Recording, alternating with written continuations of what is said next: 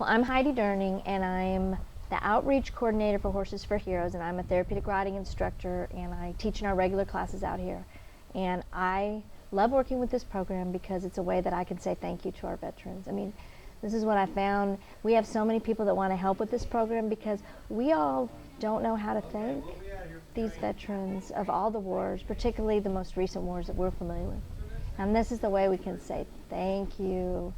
My name's R.O.C.K, and I first came to R.O.C.K in 2008, June 2008, about 3.5 weeks after they started the Horses for Heroes program here. And when I first came, I was still recovering from several of my surgeries. I could barely walk, and I was hardly talking.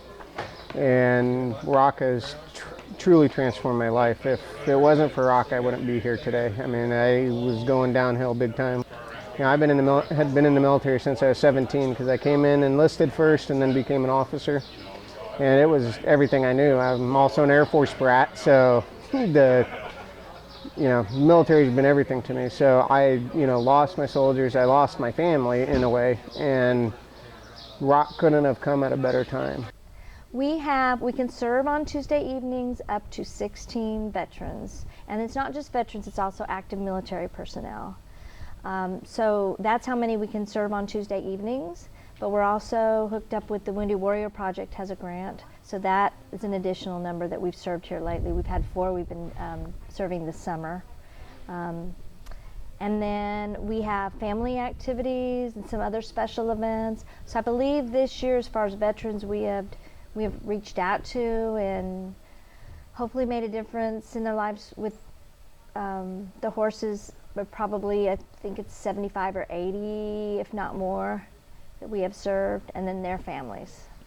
And when I found it, like I said, I was barely hanging on. My doctor and my therapist were very worried about me because I just kind of had given up. And our first main instructor here, Joan Schroeder, who's now at a therapy center in North Texas, her and Heidi and Nancy pretty much got me coming here, and it has been the best physical, mental, emotional therapy and occupational therapy that I could ever have imagined. I never thought, growing up around horses, I never thought therapy-wise they would be good, and it's transformed my life. I mean, when I am not able to come out here, because for whatever reason, I get upset. And it's one of the reasons for Horses for Heroes in the 5 years I've been in the program, I've missed 4 times, because it is that important to me. And that's something I tell the other service members when they come. I tell them, if you really want to see a difference, you need to come consistently. You can't just come once every so many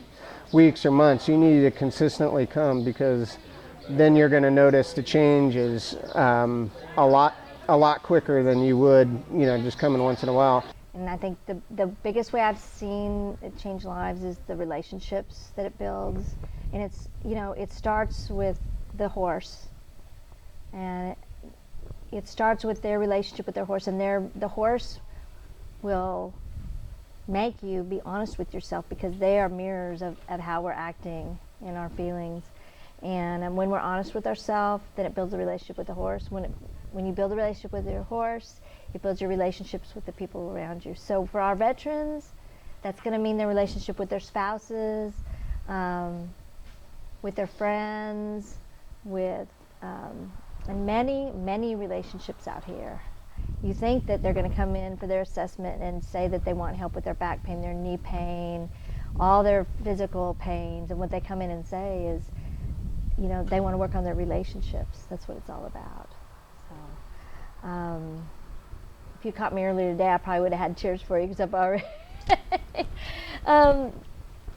But it is all about relationships, and so, when we can help them to have better quality relationships, they're going to have a better quality life, and they're going to be able to move on with their lives.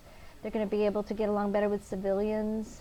We were just talking about this tonight with some of the counselors, the professionals that came out, that these soldiers are used to being around 100% pretty much their other soldiers when they're off to war, and then they come back, and many of them say that it's actually easier when they're deployed, because they know what to expect. when they come back here, this is what's hard. Real life is really hard. And getting along with civilians and their families, relationships are hard. Nancy says movement changes things, and that's why we started all this. I agree, and I add on, love and movement change things, because there's a whole lot of love out here with the horse and with the people, and it's just hard to put into words. And then the people I met out here, they've become my family and friends, and it's in a way I kind of got my soldiers back, because as one of the only officers in the program, I was able to mentor some of them and then help them through other things. They know they can call me any time of day and night, and that makes me feel better, and it helped my recovery a lot better. And it's great to see when service members come, to see how much progress they make when they come, from the initial time they come to, several months down the road, and just to see how much they love the program. I put in more volunteer hours than anybody here, and that's mainly because it's been such a huge help to me, and to see the difference I'm making in somebody else's life and they're making for me has been the biggest, helped me the most in my recovery. Years ago, I remember being here when there were only maybe 3 or 4 people coming out. It was harder to get them out. And we were like, how are we going to get the word out? And I tell you, the best way we got them out was, one, Scott Shuley, who used to be in charge of the horse detachment at Fort Hood. He would literally have the soldiers, the veterans, in his car and bring them out here the first time. But a family member, I would say, sometimes just getting them in your car, you find them during the day in a window of time when they might say yes, when they're feeling better, and see if you can talk them into just coming out one time, just giving it a try, and bring them out here one time, and then we'll take care of the rest of it as far as welcoming them, loving on them, doing everything we can to make sure they feel at home here, because we want this to be like a home to them. We want it to be their community. I mean, I owe R.O.C.K everything. I mean, they have just done so much. My family can't believe how well I'm doing as a result of, just being out here and moving around. A lot of people don't even realize that I walk with a cane because I move around so well, and it's hard to put in words what those horses mean, but I never thought, again, growing up around horses, I never knew that the horses read so much off your emotions and stuff, which has helped me a great deal with my anxiety and what have you.